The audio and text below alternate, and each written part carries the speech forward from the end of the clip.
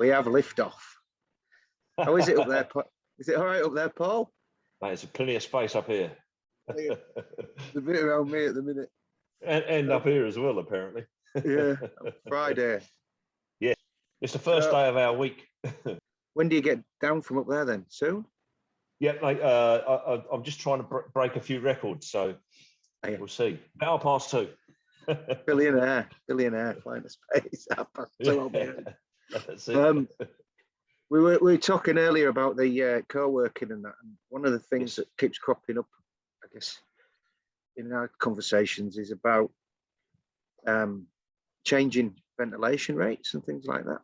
And how does that affect things like NABERS ratings? And if people are going to be coming back into the office in lesser numbers or in a staggered way or whatever, and there's a need for a change in how we, I guess, occupy as well as provide a service into the building.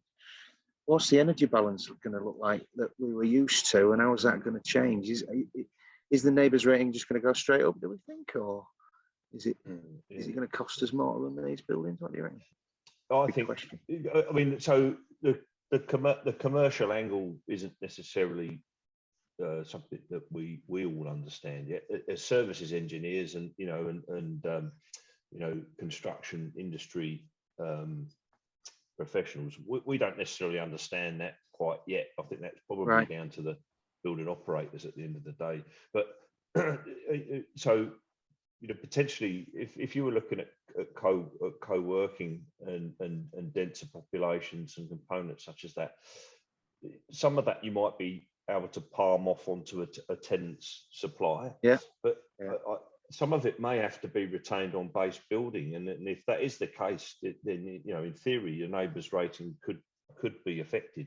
More energy consumption attributed to base building. So it's probably just a bit of a numbers, like it is now, a bit of a numbers game, because NABERS doesn't necessarily have to account for tenants' power usage. And when you're looking at this though, and say your guys are doing it from a design analysis perspective, right? Yeah. People are the thing that we're always supporting in the buildings. Yeah. If you're doing a co-working type environment and you're running around with your laptop or your phone or whatever, is it fair to say that we've probably got a lesser heat load and therefore we're going to be using less energy? Or is it slightly counterintuitive that in the fact that we're probably going to be needing to put more air in, outside air? So in actual fact, that'll, if you like, rebalance it and bring it to probably where it was, if you know what offset. I mean.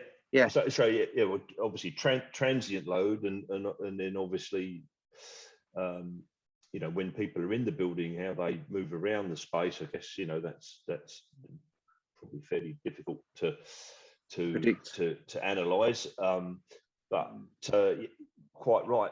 What's the effect of COVID and working from home that's been forced on us? To what does everything return to? Get down ship. What does everything return to when COVID is finished? So what? Now you made me lose my thread. Well done. No, I'm back in the zone. So when we all return, does everybody return to work? And that's where probably our analogy with the co-working environment is coming from, and what offsets from one thing from the other in terms of energy use. Now, the reality is I will probably only really see it when we start seeing these environments come back to whatever normal there is. Because, for instance, with things like outside air and ventilation, you can build in controls that analyse, the amount of pollutants in the air, control the outside air specific to the occupancy. So certainly, that's achievable. And arguably that will be in place for a co-working environment anyway.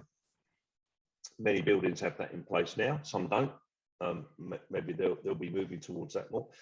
And obviously, in terms of cooling, it's specific to how much heat is in the building. So it will react, you know, based on the occupancy.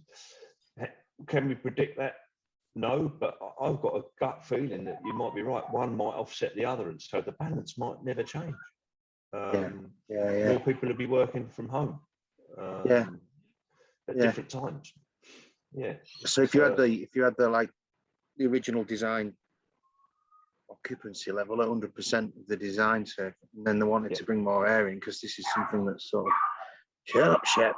He's trying to, you know, people are trying to grapple with about how much outside air we're bringing.